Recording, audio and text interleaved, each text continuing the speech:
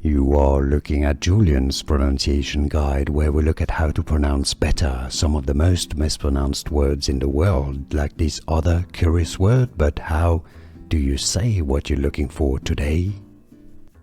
Let's learn once and for all how to pronounce this word correctly in English. There are two slightly different pronunciations, by the way. If you love breaking down and getting correct pronunciation, stay tuned, I've got more videos for you. British English pronunciation is usually pronounced as flourish, flourish, flourish, flourish. Now, in American English, so the sort of alternate, slightly different pronunciation, ever so slightly, is as flourish, flourish, all right, flourish. Can you hear the difference? Flourish versus flourish.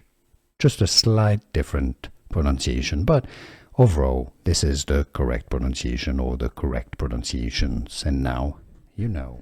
Here are more videos on how to pronounce more confusing words and names too many mispronounced. Like this video if you found it useful. I appreciate your support. I'll see you soon and thanks for watching.